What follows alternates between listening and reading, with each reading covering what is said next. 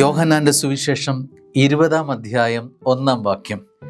ആഴ്ചയുടെ 1-ാം ദിവസം അതിരാവിലെ ഇരുട്ടായിരിക്കുമ്പോൾ തന്നെ മഗ്ദലന മറിയം ശവകുടീരത്തിൻ്റെ സമീപത്തേക്ക് വന്നു.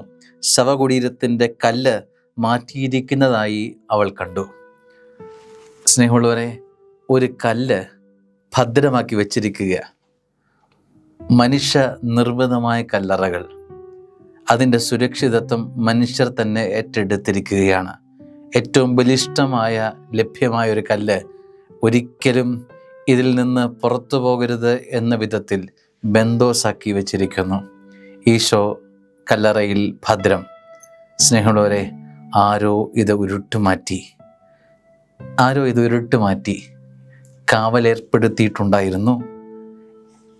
സന്നാഹങ്ങളെല്ലാം സജ്ജം. എന്നാൽ കല്ല് മാറിയിരിക്കുന്നു, അവൻ ഉയർത്തെഴുന്നേറ്റിരിക്കുന്നു.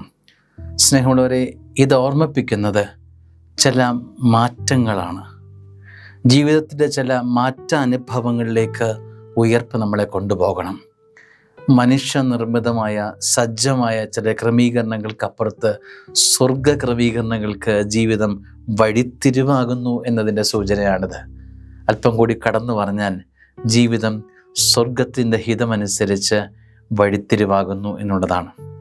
ചില മനുഷ്യ ഇഷ്ടങ്ങൾ കൊണ്ട് തടസ്സപ്പെടുത്തി അല്ലെങ്കിൽ ഉറപ്പിച്ചിരിക്കുന്ന ഭദ്രമാക്കിയിരിക്കുന്ന ജീവിതത്തിൻ്റെ ഗതി സ്വർഗം മാറ്റി നിശ്ചയിക്കുകയാണ്. സ്നേഹമുള്ളവരെ, നമ്മുടെ ജീവിതം ഈ ഉയർപ്പനുഭവത്തിലേക്ക് കൊണ്ടുപോകുന്നത് ഇപ്രകാരമാണ്. സ്വർഗത്തിൻ്റെ ഹിതവും ഗതികളും അനുസരിച്ച് ജീവിതം ചിട്ടപ്പെടുത്താനുള്ള ഒരു ഓർമ്മപ്പെടുത്തൽ ഉയർപ്പ് വല്ലാതെ നമ്മളെ സമ്മാനിക്കുന്നുണ്ട്. ഭദ്രമാക്കി വച്ചിരിക്കുന്ന ജീവിതത്തെ സ്വർഗമാണ് മെച്ചപ്പെടുത്തുന്നതും അനുഗ്രഹിക്കുന്നതും. ഉയർപ്പിൻ്റെ എല്ലാവിധ സ്നേഹവും അനുഗ്രഹങ്ങളും ഹൃദയപൂർവ്വം എല്ലാവർക്കും നേരുന്നു. ആമേൻ.